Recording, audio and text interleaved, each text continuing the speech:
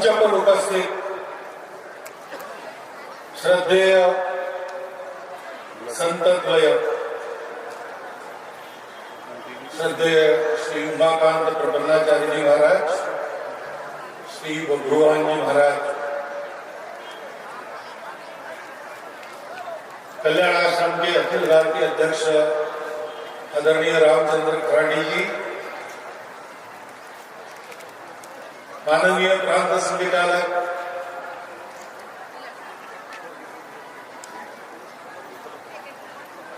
आदरणीय रणजीत सिंह जी, आदरणीय प्रबल प्रताप जी, वनवासी कल्याण आश्रम के सभी पदाधिकारी गण और उपस्थित सभी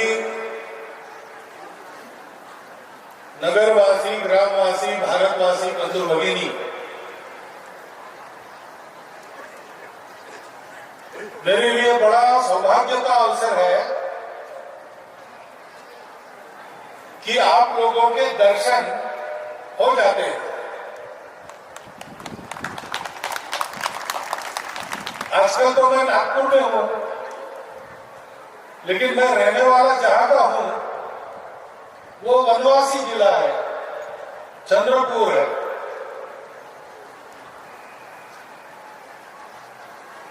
और बचपन में तो बहुत ज्यादा शहर और वनवासी ग्रामीण ये भेद नहीं था, बहुत आना जाना चलता था। इसलिए जब आप लोगों के बीच आता हूं तो मैं अपने घर आया हूं ऐसा मुझे लगता है। बचपन के सुमधुर जीवन में फिर से आया हूं ऐसा लगता है। और सहयोग की बात ऐसी है कि ये आने का जो योग बना वो कोई बहुत विचार करके तय नहीं हुआ, ऐसे ही तय हो गया।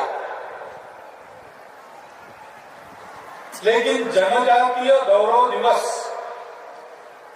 भगवान बिरसा का जन्मदिन और स्वर्गीय श्री दिलीप सिंह जी जुगदेव जी की प्रतिभा का अनावरण, ये दोनों बहुत जुड़ी हुई बातें या इस सहयोग में जुड़ गई। क्योंकि दिलीप सिंह जी को मैं भी जानता हूं, 4-5 बार मिला हूं, कार्यक्रमों में 2 बार उनके साथ रहा हूं। एक वीर प्रकृति के व्यक्ति, निर्भय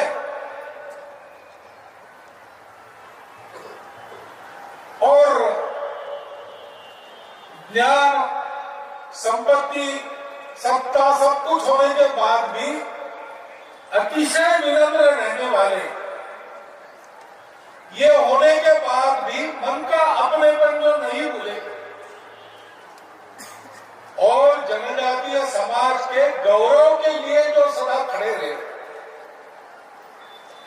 ऐसा मैंने उनको देखा। इस काम को वो बड़ा पवित्र मानते थे। जीवन में जो कुछ बने वो उसका उपयोग इसके लिए किया उन्होंने। लेकिन मैं जानता हूं कि ऐसा कुछ नहीं बनते तो भी वो इसके लिए परिश्रम करते रहते, क्योंकि अपने देश, धर्म, संस्कृति और देशवासियों के प्रति उनके मन में बहुत प्रेम था। हम सबको अब प्रेम स्मरण है। भगवान बिरसा मुंडा को भी इसी प्रेम ने प्रेरित किया हम सब लोगों के लिए संघर्ष करने, क्योंकि ये जो गौरव है, आपका गौरव, जनजातीय गौरव, ये गौरव क्या है? बब्रुवान जी ने बताया, अपने पूर्वजों की परंपरा अपना गौरव है, क्योंकि वो हमको बताती है हमको कैसे जीना है। वो हमको एक विरासत देती है, वीरता की, पवित्रता की, आत्मीयता की। जीवन के संघर्ष में हम लड़ सकते हैं, ऐसी हिम्मत देती है। गौरव अपना स्वधर्म है और धर्म के मामले में तो जनजातीय गौरव ही भारत का धर्म गौरव है।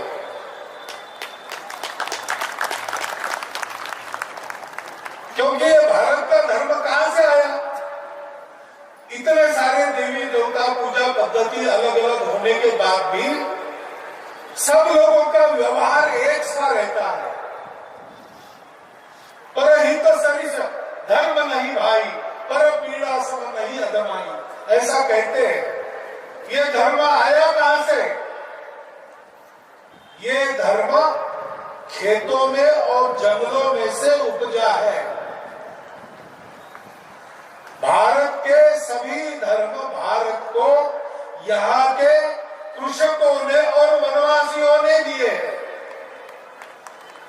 उस धर्म का गौरव, जनजातीय धर्म गौरव, जनजातीय लोगों का गौरव, ये इसीलिए भारत का गौरव। तपश्चर्या की बात गुरुवार जी ने आपको बताई। वो धर्म के 4 पैर में से एक पैर है। आप जिस प्रकार सत्य के पीछे चलते हैं, जनजातीय समाज की प्रसिद्धि है, वहां झूठ नहीं होता, वहां अप्रामाणिकता नहीं होती।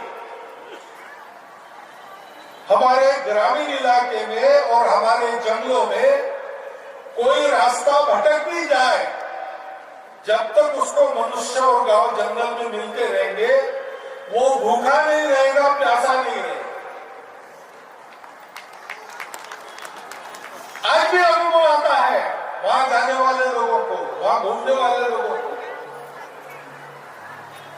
ये करुणा कहां से आई? वो भी धर्म का एक अंग है। किसने दी? इसी जनजातीय समाज ने दी। हमारा धर्म सब में पवित्रता देखता है, क्योंकि वो स्वयं का अंतःकरण पवित्र है। वो नदी, नाले, पेड़ पौधे, पशु पक्षी सब में भगवान को देखता है, और इसलिए वो पर्यावरण का मित्र है, प्रेमी है, पर्यावरण का विकास करता है, अपनी उन्नति के लिए पर्यावरण को खराब नहीं करता। ये किसने सिखाया? सदैव जंगलों में पर्यावरण के साथ रहने वाले, पर्यावरण में अनेक बातों को देवी देवता मानने वाले हमारे जनजातीय बंधु ही। वो जनजातीय धर्म केवल जनजाति का नहीं, संपूर्ण भारत का गौरव है। और इसलिए प्रत्येक भारतवासी ने जनजातीय समाज की सुरक्षा, उनके गौरव की रक्षा, उनके गौरव की वृद्धि, इसके लिए उनके साथ खड़ा होना चाहिए, जैसे दिलीप सिंह जूदेव जी खड़े रहते रहे। उनके जीवन से यह संदेश हमको लेना है और हमको इस गौरव से समझना है। एक बार इस गौरव को समझ गए, सब कुछ अपने आप ठीक हो जाएगा। इस गौरव को हम समझे, उसके आधार पर एक होकर खड़े रहे, सत्य के लिए, देश के लिए, धर्म संस्कृति समाज के लिए। हमारे पास ये गौरव है, उसकी सारी दुनिया को जरूर है। उसके लिए भारतवर्ष को इस गौरव को धारण करके खड़ा होना है। उस गौरव का परिचय हम करें, हम उसे न भूलें, हम अपने स्वभाव संस्कारों को न भूलें, हम अपने रीति रिवाजों को, अपने देवी देवताओं को, अपने पूर्वजों को, उनके पराक्रम को न भूलें। क्योंकि भूल जाएंगे तो बड़े बड़े पराक्रमी भी निठल्ले हो जाते हैं।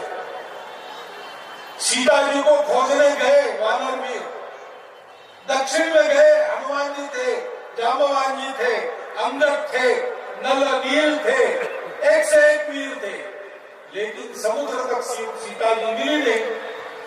अब समुद्र में आगे क्या है? कुछ नहीं। कौन जाएगा, कौन देखेगा? और वापिस भी नहीं जा सकते। काम बताया है, काम पूरा किए बिना कैसे वापिस जाएंगे? उन्होंने सोचा नहीं जाएंगे, यही बैठेंगे, अनशन करेंगे, राम नाम लेते लेते मर जाएंगे। बैठे, राम नाम का जप करने लगे, राम की कथा बताने लगे। तो वहां संपाति नाम के एक गिद्ध थे, उनके पंख जल गए, क्योंकि संपाति और उनके छोटे भाई जटायु बचपन में उन्होंने सोचा, पराक्रमी लोग थे, बड़ी कल्पना करते थे, उनको लगा सूरज तक जाएंगे उड़ते उड़ते, और दोनों सूरज की तरफ गए। लेकिन सूरज का ताप महाभयंकर होता है, हम इतना दूर पृथ्वी पर है, हमको भी सहन नहीं होता। वो जैसे ही पास गए, जलने लगे। तो जटायु अपने छोटे भाई को बचाने के लिए संपाति ने अपने पंखों का घेरा उसके इर्द गिर्द कर दिया, उसको अपने आगोश में लिया। तो संपाति के पंख जल गए, जटायु संपाति दोनों गिर गए। जटायु गिरते गिरते पंख थे इसलिए उड़ गया, दूर चला गया। संपाति वहां सागर किनारे दक्षिण में गिर गया। अब बिना पंख का गिद्ध, उसको खाने को क्या मिलेगा? बहुत कठिन स्थिति थी। उन्होंने देखा कि यहाँ कुछ वानर बैठे हैं और खा कुछ नहीं रही है, तो मरेंगे। मरेंगे तो मैं उनको खाऊंगा तो मेरी भूख शांत हो जाएगी। इसलिए उनके पास चले गए, मरने की राह उनकी देखने के लिए। पास गए तो राम की कथा सुनी, उसमें जटायु का नाम सुना। तो जटायु का नाम सुना तो गए उनके पास, बोले आप जटायु का क्यों नाम ले रहे हैं? आप जटायु गिद्ध की बात कर रहे हैं, वो तो मेरा छोटा भाई है, उसका समाचार क्या है आपके पास, बताइए हमको। तो समाचार क्या था? समाचार यही था कि सीता जी को बचाते समय रावण से युद्ध करते करते जटायु को वीरगति प्राप्त हो गई, शहीद हो गए, हुतात्मा हो गए। वानर वीरों ने बताया तो कुछ शोक वगैरह जो करना किया, श्राद्ध किया जटायु का, और फिर वानर को कहा, हनुमान जी अंगद सबको कहा संपाति ने कि आपने मेरे भाई की खबर दी, मैं उसका श्राद्ध कर सका, इसलिए अब आपका कोई काम बताओ जो मैं कर सकूं।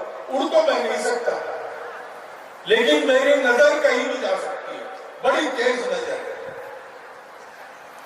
तो जाम्बवानी ने कहा कि देखो भाई, हम सीता जी को खोजने निकले और यहाँ तक आए, मिली नहीं। एक रावण नाम का राक्षस उनको अपने विमान में बिठाकर ले गया, इसी दिशा में गया है, वो आगे कहीं गया हो तो कहाँ है बताओ। तो संपाति ने अपनी नजर सागर पार गड़ाकर बताया कि है, उस रावण में लंका है 100 योजन दूर, उस लंका की राजधानी है। उस राजधानी के पास एक अशोक वन है, वहां एक शीशम के वृक्ष के नीचे वो बैठी है सीता जी, मैं देख रहा हूं। तो पता चल गया सीता जी का, सबको आनंद हो गया। लेकिन अच्छे कार्यकर्ता कहीं सुनी तो विश्वास नहीं करते। उन्होंने कहा संपाति ने देखा, लेकिन हमने तो नहीं देखा, तो देखने जाना पड़ेगा 100 योजन, कौन जाएगा? अंग्रेज ने कहा मैं जाता हूं। सबने कहा नहीं, तुम राजकुमार हो, राजा को आगे करके लड़ाई नहीं करते, लड़ने वाले आगे जाते हैं, राजा को पीछे, तो तुम नहीं जाओगे।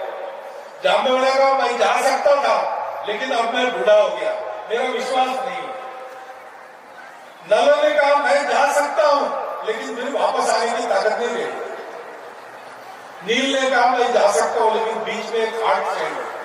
अब समुद्र में कहा हाट बना, तो सब लोग खोजने लगे हनुमान जी को। हनुमान जी मुंडी नीचे करके एक पेड़ के नीचे बैठे। तो जाम्बवान जी ने कहा भाई राम का काम है, तुम क्यों वैसे बैठो? हनुमान जी ने कहा मैं क्या कर सकता हूं, आप बहुत सीनियर लोग हो, सब एक से एक, आप नहीं कर सकते तो मैं क्या कर सकता हूं? तो जाम्बवान जी को ध्यान में आया कि ये तो अपने आप को भूल गया, इसको अपना गौरव पता नहीं। तो जाम्बवान जी ने हनुमान जी को उन्हीं की कथा सुना। कि कैसे तुम बचपन में ताकतवर थे, जन्मते ही तुमको लगा आसमान में कोई फल है, सेब है, सूर्य को देखा तुमने और तुम चल पड़े सूर्य की ओर, उसको पकड़ के निगलने लगे, सूर्य डर गया, चिल्लाने लगा, तो सेनाएं आई देवों की, लड़ाई हुई, सबको तुमने मार के पकड़ा, तो इंद्र ने अपना वज्र चलाया, तुम बेहोश होकर धरती पर गिर गए, तो तुम्हारे पिताजी वायुदेव वो गुस्सा हो गए, उन्होंने चलना बंद कर दिया, तो सबकी हवा टाइट हो गई, हवा बंद हो गई, तो सब गए वायुदेव को प्रसन्न करने के लिए, उन्होंने तुमको फिर से होश में लाया और सब देवों ने अपनी अपनी शक्ति तुमको दे दी, तो तुम नहीं कर सकते ऐसा कोई काम नहीं। इस शक्ति के कारण थोड़ा उपद्रव करते थे, इसलिए ऋषियों ने तुमको कहा कि जब तक राम का काम नहीं आता तुम इसको भूल जाओ, इसलिए तुम बोल गए, अब राम का काम आया है, जागो। तो हनुमान जी को जब याद आया अपना गौरव, अपना परिचय, तो याद करने से ही पहाड़ जैसे बन गए और फिर एक ही छलांग में लंका में पहुंच गए। रास्ते में मेनाक को नीचे बिठा दिया, सुरमा के जबड़े में से निकल आए, सीता को मार दिया, लंकिनी को बांध दिया, लंका में जाके सीता जी को खोज लिया, राम का संदेश उनको दे दिया, अशोक वन को उजाड़ दिया, रावण के पुत्र को मार दिया, रावण के दरबार में जाकर राम का खरा खरा संदेश सुनाया और लंका दहन करके रावण और राक्षसों के मन में राम जी की धाक बिठा के वापस। हमारा भी गौरव है और जनजातीय गौरव हमारे गौरव का मूल है। जनजातीय जीवन पद्धति हमारी भारतीय जीवन पद्धति का मूल है। जनजातीय सारे रीति रिवाज हमारे हरेक रीति रिवाजों के मूल है। भारतवर्ष का मूल कृषि और वनों में है, वहां से उपजी हुई यह संस्कृति है, उस संस्कृति की दुनिया को आवश्यकता है। यह भगवान का काम है, भगवान का काम उपस्थित हुआ है। अब हमको जागना है, अपने गौरव का स्मरण करना है, उस गौरव पर पक्का रहना है। अपने देश, धर्म, संस्कृति, समाज, इसका गौरव मन में रखकर उन पर पक्का रखना है, पक्का रहना है। वो अपना मूल है, उससे कटना नहीं है। हमको हमारे भोलेपन का लाभ लेकर ठगने वाले दुनिया में भले ही होंगे, लेकिन हम मजबूत है तो क्या बात।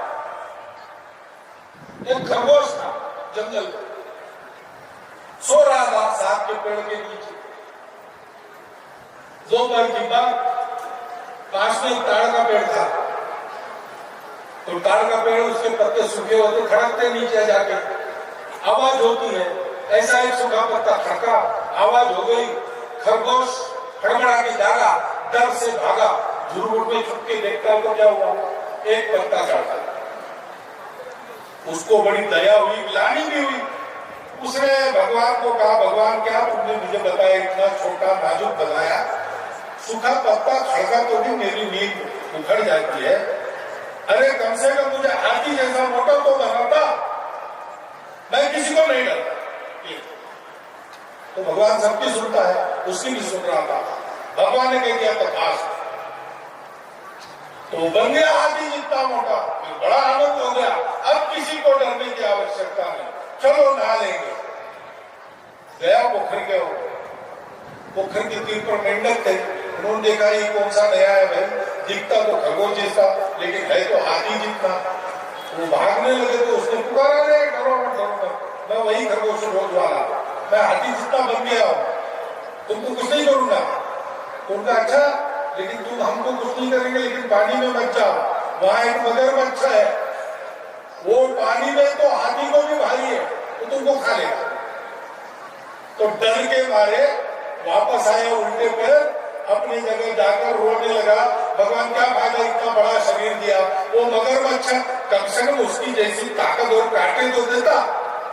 भगवान ने फिर कहा तथास्तु, मोटी मोटी खाल उस पर काटे, आगे ताकत भी आ गई, उसको लगा चलो अच्छा हो गया, अब किसी से डरने की जरूरत नहीं। बाहर आया तो शेर की गर्जना सुनाई दी, शेर की आवाज सुनाई दी, स्वभाव से तो खरगोशी था, दुबक गया, फिर से रोने लगा, हे भगवान कम से कम उसके जैसी आवाज तो देता, किसी का आवाज से डरने की। भगवान ने तथास्तु कह दिया, आवाज भी आ गई शेर जैसी। फिर निकला तो देखा कि जंगल के सारे जानवर भाग रहे, हिरण भाग रहे, सियार भाग रहे, बंदर भाग रहे। अरे क्यों भाग रहे हो, कहाँ जा रहे हो? तो बचना है तो तुम भी भागो, हाथियों का झुंड आ रहा है, रास्ते में जो कुछ है उससे रोक रहा है, बच नहीं पाओगे, बीच में आ जाओगे। फिर भागने लगा, छूट गया, फिर रोने लगा, भगवान ये क्या मजाक कर रहा है, मुझे हमेशा कुछ देता है और मेरा डर नहीं जाता। तो भगवान ने उसको कहा कि अरे नो, ये सब बड़ा आकार और कांटे गर्जना, इसकी आवश्यकता क्या है? तुम्हारे खरगोश जैसे शरीर में ही एक स्वगौरव से भरा, स्वाभिमान से युक्त, बलशाली, निर्भय दिल मांग लेते, हृदय मांग लेते, तो तुमको डरने की जरूरत ही नहीं है।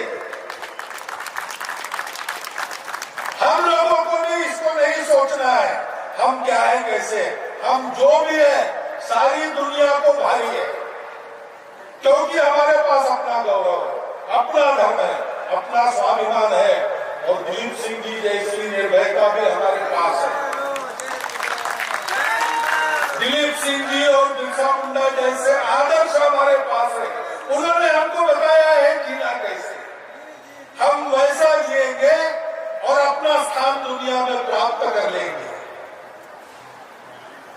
मुझे लगता है कि मुझे ये जो सहयोग मिला है, मैंने भाषण तो आपको दिया, लेकिन ये केवल आपके लिए नहीं है, ये मेरे लिए भी है।